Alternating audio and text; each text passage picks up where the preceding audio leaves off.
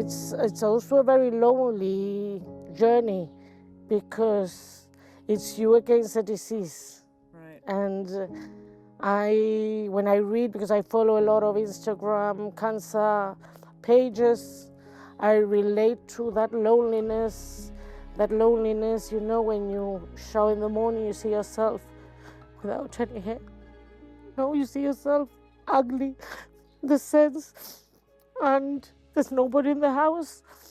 And then you just relieve because you don't want your family members to suffer, not to see your suffering. It's like the escape mechanism. My shower for me in the morning was my escape.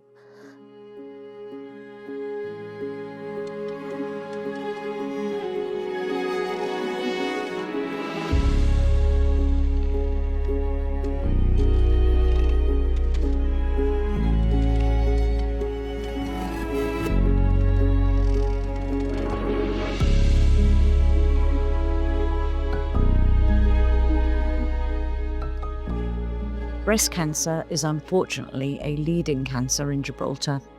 The GHA offers biannual screening for women aged 40 to 70. As of February 2026, statistics indicate that approximately 12.5% of all new cancer cases were diagnosed at stage 4 in 2025, showing that early detection is crucial. If you notice any lumps, discharge, dimpling or shape changes, get in touch with the GHA Breast Clinic because early detection can save lives. A cancer diagnosis is devastating. It's devastating and it can change your life. But there's an important message in this interview today, and that is the importance of using resources in Gibraltar and doing that testing, because that testing can save lives. And remember, prevention is always better than cure. Today, we listen to the story of a cancer survivor, Joanna. Joanna, tell us a little bit about what life was like before your cancer diagnosis. Well, my life, well, I thought, you know, you're invincible, because I am a person that loves life. I've always loved life. I like the morning, I like the evening, I like the nightlife, I like everything, you know. And of course, due to my job as well, you know, that I'm all the time relating with people and meeting people. I like, you know, to have a very social life. So, you know, it's like fantastic. You think you're never going to die. You think, even though life is not perfect, you know, it's wonderful where we live, you know. The weather is lovely. You can travel everywhere. You have Spain on the other side. I love eating. And I've been very spoiled. My husband, he's taking me to the best restaurants. So that is still the case, you know. I still love eating, even though I have to take care of what I eat today. But it's like you think that everything is perfect and you never think about death. Yeah. And But it wasn't until the day. It was until the day. But yep, when they give you the news, it's like everything stops, and you try to digest it, and you say this is a bad dream. But as you say, here I am, and it's not the end.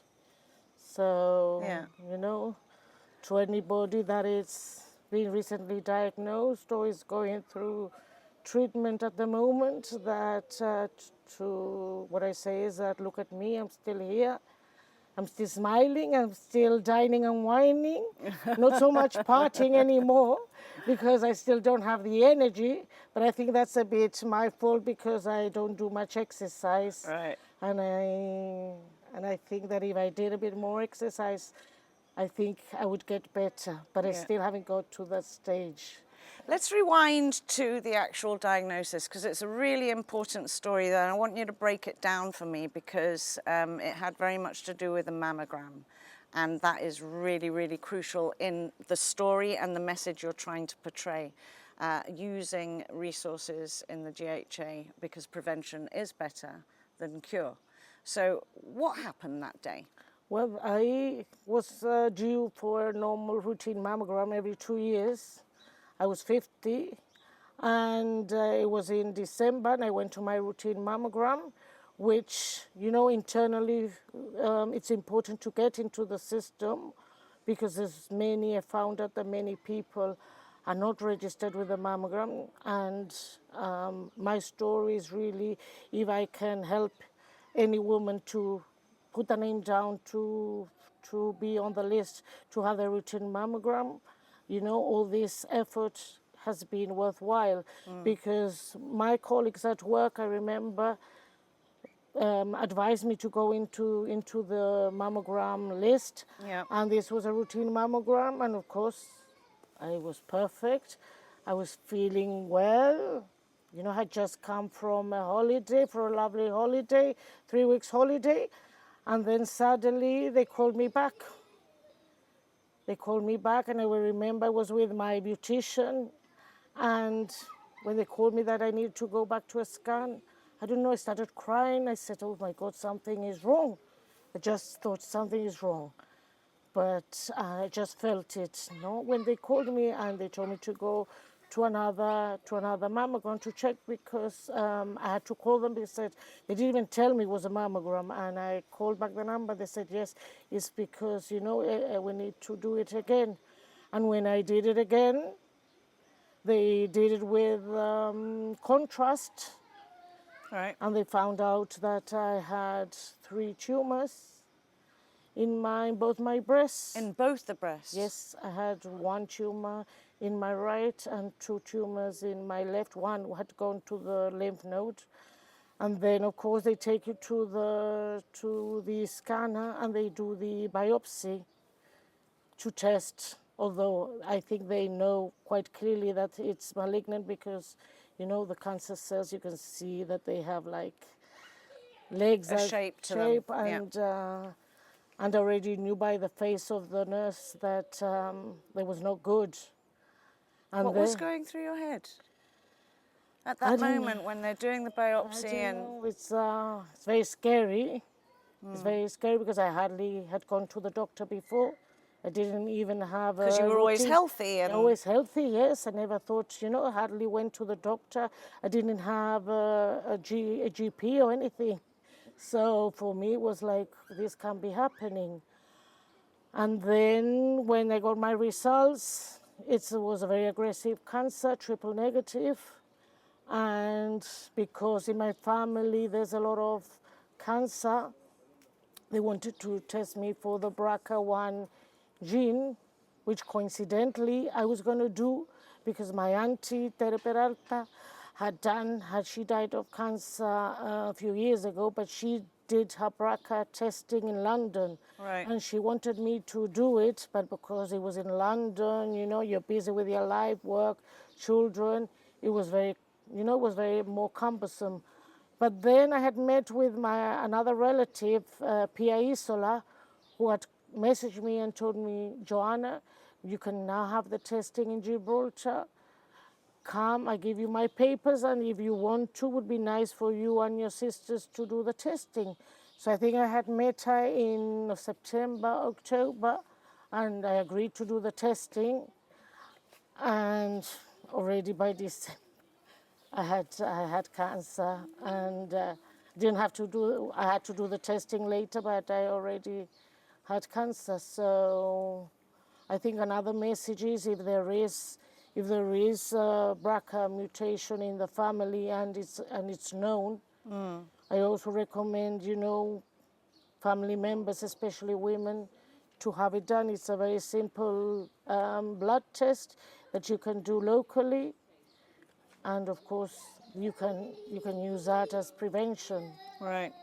That's very, very important because you had sisters? Yes, my sisters and my daughters did the testing, and thank God none of them tested positive. What a worry off your So shoulders. yes, incredible worry because, you know, first of all, I didn't want anyone to have to go through this, even if I didn't know what it was yet. But for me, it was like I was so happy I had it and not them. It's incredible to think, no, that I guess that's what being a mother's all about as well, no? Què fa, Iara? See, It's okay. it was a very emotional time, not knowing that neither my sisters or my daughters had the gene, you know, because, and I even hadn't started to know what I had to go through. And I just thank God, and I just thank God I had it, and from that moment, I, I think I carried everything much, much better.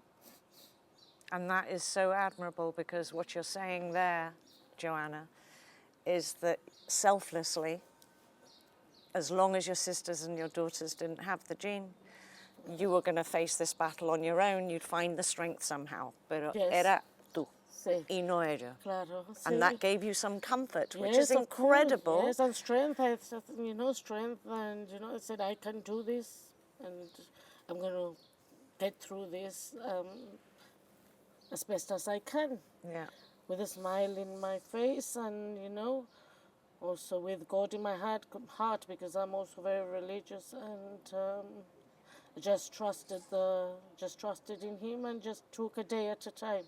That's very important, because at the beginning they tell you you're going to need very aggressive chemotherapy, you're going to need a double mastectomy, you're going to need to remove your ovaries because of the BRCA gene, you're going to need crazy. radiotherapy, then you're going to need further surgery for finish of the reconstruction. So everything is a bit Overwhelming. I said, I haven't even started, and I Yeah. have to think of all this. So they were telling you all these things When they diagnosed me, the day they diagnosed me, they told me everything that I had to, go through in order to. What was your support system like? Tu marido, tus hijas? Well, my support system was my family, claro, but you know what? It's also a very lonely journey, because it's you against the disease. Right. And when I read, because I follow a lot of Instagram cancer pages, I relate to that loneliness. When you shower in the morning, you see yourself without any hair. You see yourself ugly, the sense, and there's nobody in the house. And when you just leave because you don't want your family members to suffer, to see your suffering. It's like the escape mechanism. My shower for me in the morning was my escape mechanism, and then I put on a lot of makeup. I remember I was going to put wigs, because I am, you look at me, I'm anything but discreet, and I loved wigs before, but I remember I put the wigs on, and it wasn't me. You're right. I said I'm going to put a very fancy wig. Yeah. But then I tried them on, and no, it wasn't me. And I remember my daughter bought me these nice hats, like cups in all colors, with glitter, with stones, And I felt very comfortable with those. And I had a color for each outfit I wore, and bright colors, and that. I saw myself. You wanted to be you. I saw myself that way, yes. Incredible. So, yes. What was the actual treatment like going forward? Because we all know that it must be so hard and so difficult and painful, makes you sick.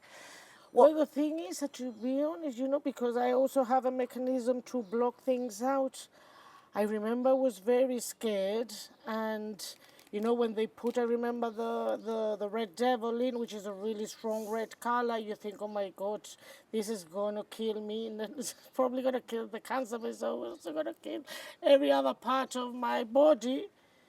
The best thing, you're scared, you don't know the reaction. Yeah. But to be honest, it wasn't that bad. There were days where you can't get out of bed, and you sleep most of the day. But I don't know, I forced myself, I carried on working, and I forced myself also to go out, see my family, so there were mornings where even if you tried, you don't have the energy, or you don't feel well to do it. But it wasn't as bad as I thought, because I think that also the treatment has improved over the years, and I had Right. friends that had expressed what they had gone through, and I think that, you know, they put a lot of medicines to help the contravene the effects of the chemo. You know, like I was never sick. You know, in the sense I yes I didn't feel I wasn't hungry, but you know I forced myself to eat little but very Often. consistently, so that I had the nutrients, you know, to keep you going, because you have to have your iron, you have to have all your levels at the right level in order to have your next treatment. And for me, it was very important to follow the treatment without any delays, Yeah. which luckily I could. I didn't miss any session of the 16 sessions I had. Your life has changed a lot since, Yes. and you are a very vocal and familiar face amongst Yes. the breast cancer support charities in Gibraltar, breast cancer support, and also, of course, everybody knows Bosom Bosom Buddies. Buddies, yes. How did they come into your life, and what do they mean to you now? Well, they are like part of my family, you know, in the sense my extended family, and it's great because for me, one of my idols is Sonia Gold, because she's always trying to empower women, to make them feel beautiful, to make them, um, you know, excel. And you know, she made me do a fashion show. I never done fashion show in my life, even though I am, you know, I love clothes, but I had never done it. And she made me do it. She helped me, taught me how to walk. She just supported me, and it's been a A great lot of experience. fun. I've done things that I would have never done in my life if it wouldn't have been for my journey. So, and I also try to do it with the end thought of helping someone. No, it's helping someone. Look, when you look there in the fashion show, you have to dress up, look pretty. You know, walk. People see you, and I think if I can help anyone, you know, feel good and say that, look, I'm going to do this in the future. What a Yeah. great idea. It For me, is. it's already, you know, it's worthwhile Yeah. the nerves, because it's nerve-wracking for me.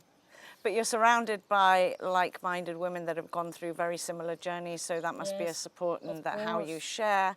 But it does boost your confidence. of It's a course, day for them to make you feel special. You do your of hair, course. your makeup, you're having a little bit of fun. It's a bit of Yes, respite yes, from those dark thoughts, I that's can right. imagine. Yes, But there's one thing, well, you've done many things, because there are two things that you always want to raise awareness for in breast cancer, and that is raising awareness for the illness itself, and in turn being able to buy equipment much needed, and also about the gene testing and the importance of mammograms. yes. Let's talk a little bit about your famous calendar. Well, that, my God, they approach me, Heidi Almang approached me from breast cancer support, saying that they were going to do this body art for a calendar, whether I wanted to do it. In the beginning, I said no. Look, you know, being, you know, naked, even though you had your knickers on, and you know they also put something on your Covers on nipple, your cover the top. nipples. I said, I'm not going to do this. My God, how embarrassing! Because I'm really old-fashioned. But then I said, they convinced me, and I said, when I come to raise money, it's the calendars, you raise money for the charity. And I did it. And to be fair, it was a bit embarrassing in the beginning, you know, to have the photographer there. And I have no experience on posing and stuff. But in the end, you know, it was fun. The result was amazing. I loved the calendar, and I did raise quite a bit of money, which was what I had really done the calendar for. And also it's also to look beautiful as well, as beautiful as you can, for the woman going through through Yeah. the same different stages of cancer. Yeah. Know that you will look beautiful again, and you can do whatever you set your mind to do later on. And you know, you never know, the age or the time is there's no limit. That's a fantastic message to put across. Let's talk about where you are today, Joanna. Are things getting better? You're still under treatment? No, I cannot have any treatment due to the kind of cancer I had, triple negative. But the GHA is really well organized in that I have 2 checkups a year, and I will have it. I'm already on my 4th year, so Fourth year clear? 4th year clear, yes. So it's amazing the support we have in the Gibraltar Health Authority. For me, my journey with cancer and the GHA has been excellent. I mean, the staff, the care, and I would like to also mention my cousin, who was like a sister to me, Sabrina Patron, who's a nurse, who's been there for me all the way, called me every day to check up on me, who was with me with my biopsy, who came to see me when I was having my chemo, and who's never left my hand. I think she deserves a special mention because that woman has been amazing. I mean, she has been one of my greatest support, and you know, the care she's had for me is unreal. I mean, I couldn't ask for anything better. So I would like to thank her here publicly. Thank you for being there for me. She's still there for me today. And you know, also, you know, my family, my parents. I never wanted my parents to go through this. For me, that was the worst thing. And but you know, they've taken it really well, and as well as they can, and they're still here with me today. So Yeah. I try to enjoy them every moment I can. And that's a really good message too, because it is about living in the moment, and it's Yes. something that none of us know how to do. Yes. It's And you said so think that easily. we have time, and we never know the time we have. Yeah. The last word is yours. The importance of mammograms. It Incredible. saved your life. It saved my life because, I mean, if I wouldn't have had gone to that mammogram, I'm not here today. That's for sure. I mean, the mammogram saved me because they caught the cancer, even though it had spread a bit. You know, they caught it in time, and here I am today. So that is the proof that early detection saves lives. And also, for me, an important message is there is life after cancer. You know, it's only a little bit of a hard journey, but there is life after cancer, and enjoy every day. Enjoy every day. Every day is a gift. Why do you think that people, women obviously, I mean, there is breast cancer in men, but they don't do mammograms. Why do you think so few go up? What are they scared of? Are they scared of a diagnosis, or are they scared of the test? I think they're scared that they're gonna that it was painful. I mean, I never found it very painful, but many people find it painful, and they're scared of. They're probably scared of the results. For me, I never thought it was gonna happen to me, so I was never scared of going. Yeah. For me, it was like, I have to do it. You know, it's good to have it done, but I never was that scared of it until I got the call.